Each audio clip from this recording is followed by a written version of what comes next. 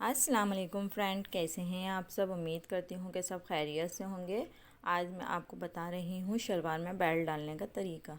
तो शलवार में हम बेल्ट किस तरह से डाल सकते हैं उसका ये आसान तरीका। तो यह हमने कलियां सारी इसकी जोड़ ली थी। ये देखें, यह हमारी शलवार कटिंग हुई भी थी, इसकी कलियां भी थीं और इसकी कलियां हमने पहले जॉइंट कर ली। और ये इसकी कलियां हैं और ये इसका आसान वाला साइड है। ये देख सकते हैं आप कि मैंने इस तरह से इसकी कलियां जोड़ के नीचे इसके पाइंचे फोल्ड कर दिए थे, क्योंकि पाइंचों पे इसकी एम्ब्रॉयडरी हुई हुई थी। मैं आपको सिर्फ बेल्ट डालना बताऊंगी कि बेल्ट हम किस तरह से इसके अंदर डाल सकते हैं शलवार के अंदर। तो सबसे पहले तो हम इसके दोनों पाइंचे लेंगे और इसका बीच का सेंटर जो है, आसान वाला हिस्सा जो है, उसको हम दोनों को आपस में ज्वाइन कर देंगे। तो इस तरह से हमने ये इसका आसान वाला हिस्सा दोनों को ज्वाइन करना है।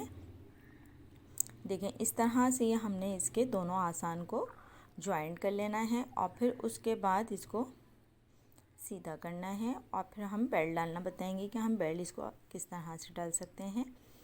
तो ये देखें, इस तरह से हमने इसके ये आसान जोड़ लिए। जोड़ने के बाद इसको हमने सीधा करा और सीधा करने के बाद दोनों को, आगे वाले और पीछे वाले हिस्से को, दोनों को सेम करा, मैच करा, यानी कि बिल्कुल बराबर कर लिया। फिर उसके बाद जो हमारी जो साइड वाली कलियां थी, इन दोनों के जॉइंटों को बराबर करना है और तकरीबन 4.5 इंच या 4 इंच के करीब हमने ये इसको फोल्ड करना है आगे वाली साइड के ऊपर। ये देख सकते हैं कि इसका रुख मैंने किस तरफ रखा है। आगे वाली साइड के ऊपर इसका रुख रखा है। जो बड़ी वाली प्लेट डाली है मैंने, इसका रुख हमने आगे वाली साइड पर रखा है।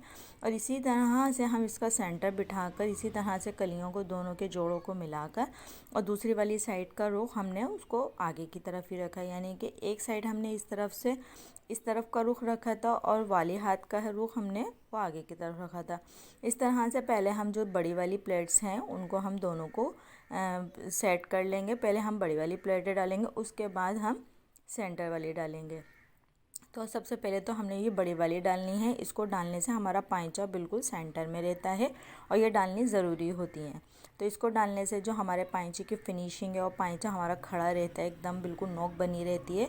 तो वो इस वजह से रहती है क्योंकि हम जो ये बड़ी वाली प्लेट्स डालते हैं, इसी से ही हमारे पाइंचे में खूबसूरती आती है। तो इस तरह से ये पाइंचा हमारा एकदम खड़ा रहता है और ना बहुत अच्छा लगता है। फिर उसके बाद हमने ये बीच में हाथ की चुनें डाली थी। मशीन से ही हमने इसको चुनें दे दी थी। ये देख सकते हैं आप, मैंने धागा वगैरह कुछ नहीं खींचा था, हाथ से ही ऐसे ही इसके अंदर चुनें दे दी थी। और अब ये आगे हमारा बैक साइड वाला हिस्सा, ये देख सकते हैं कि ये बैक साइड का बिल्कुल मैंने सेंटर पकड़ा और पकड़ने के बाद इन दोनों की प्लेट्स का रुख मैंने जो सेंटर वाली सिलाई थी उसके आमने सामने दोनों का रुख मैंने कर दिया था। इस तरह से मैंने एक का रुख इस तरफ करा, दूसरी का रुख उसके सामने कर दिया। इसी तरह से दो दो प्लेटें मैंने दोनों साइडों पे डाल दी। सेंटर जो जोड़ था उसके सेंटर से मैंने दो दो डाल दी, यानी कि पूरी टोटल मैंने 4 प्लेट्स डाल दी छोटी छोटी करके। इस तरह से ये मैंने करा क्योंकि मुझे बहुत ज़्यादा बड़ा घेर नहीं रखना था, नॉर्मल ये मैंने घेर रखा है। और ये इसके ऊपर जो हम बेल्ट लगाएंगे, ये उसका कपड़ा है और इसको हमने कटिंग कर लिया। इसका जोड़ हमने अब सेंटर जो है वो इसका हमने ज्वाइन करना है। ये जो बेल्ट वाला कपड़ा था हमारा, इसके हमने सिलाई लगा ली। एक ही साइड पे इसके सिलाई थी और एक साइड इसका जुड़ा हुआ था। अब जो इसकी सेंटर वाली जो सिलाई की तरफ जो हिस्सा निकला था उसको हम दोनों को फोल्ड करेंगे इस तरह से। ये देख सकते हैं आप कि किस तरह से मैं इसको फोल्ड कर रही हूँ। इस तरह से हम इसको फोल्ड करेंगे, दोनों तरफ को सिलाई लगा लेंगे इसको, फिर इसका हम नेफा फोल्ड करेंगे। तो इस तरह से ये मैंने इसकी दोनों तरफ सिलाइयाँ लगा ली हैं। इसका हम बनाएंगे नेफा, और नेफा बनाने के बाद इसको हम खोलेंगे ताकि इसके अंदर आप प्लास्टिक डालना चाहें, जारबन लगाना चाहें वो लगा सकते हैं। तो इस तरह से ये हमने इसका ये बनाना है।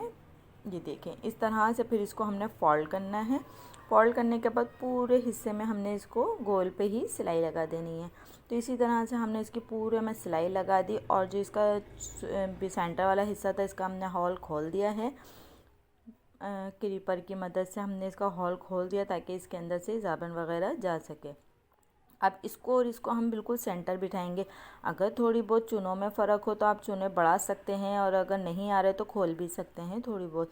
पहले इसको इससे ज्वाइन मतलब सेम कर लेना कि बेल्ट में और चुनों में कोई वो ना हो, मसला ना हो, सेम सेम आनी चाहिए। फिर इसको हम दोनों को सेंटर से सेंटर का जोड़ मिलाएंगे, यानी कि जो बेल्ट वाला साइड था वो और जो शलवार वाली चुनों का साइड था उनको दोनों को सेम मिलाया। फिर इसके बाद दोनों को सेंटर रखा हमने जोड़, और फिर उसके बाद हमने इसकी लगाने लग गए सिलाई।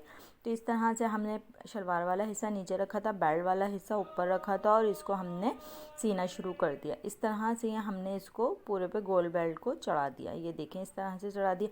अगर आप लोग को मेरी वीडियो पसंद आई तो लाइक सब्सक्राइब करना मत भूलिएगा, और ढेर सारी अपनी दुआ में याद रखिएगा। ये मैंने बहुत आसान तरीके से आप लोग को शलवार में बेल्ट लगाना बताया है, क्योंकि अब तो इतनी चल नहीं रही, मगर फिर भी अब फैशन में दोबारा आ रही हैं, लोग पहनते हैं, पसंद करते हैं, शलवार आज भी पहनते हैं।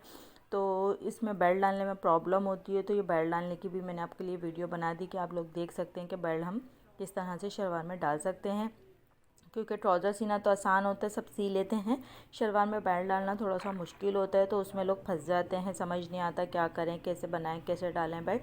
तो इसलिए ये आप लोगों के लिए वीडियो है, और इसको बेल्ट आप इस तरह से डाल सकते हैं। और इसको और अच्छा करने के लिए, मजबूत करने के लिए इसके ऊपर एक सिलाई और लगाएंगे हम। ये देख सकते हैं, ये हमने सिलाई लगा ली पूरी, अपनी बेल्ट इसके ऊपर चढ़ा ली। और इसके बाद जो हमारा ये चुनों वाला हिस्सा आ रहा था बेल्ट वाला, तो इसके ऊपर हम एक एक सिलाई और लगाएंगे। ये देखें, मैं इसके ऊपर एक सिलाई और लगाऊंगी। अगर आप लोग को मेरी वीडियो पसंद आई तो लाइक सब्सक्राइब करना मत भूलिएगा, और अपनी ढेर सारी दुआ में याद रखिएगा। जज़ाकल्लाह खैर। तो ये देखें इस तरह से, ये मैंने इसके ऊपर एक सिलाई और लगानी है। ये देखें, ये हमने लगाई इसके ऊपर बूट की एक सिलाई। इसको लगाने से थोड़ी और मजबूती आ जाती है, तो सिलाई वगैरह भी नहीं खुलती और अच्छा भी लगता है, फिनिशिंग आ जाती है इसके अंदर। तो मैं तो लगा लेती हूँ इसके ऊपर सिलाई। अगर आप लोग को वर्लाक वगैरह करवानी है, कोई जॉर्जेट वगैरह का फैब्रिक है, तो फिर ये इसकी सिलाई नहीं लगाइएगा वर्लाक वगैरह के लिए।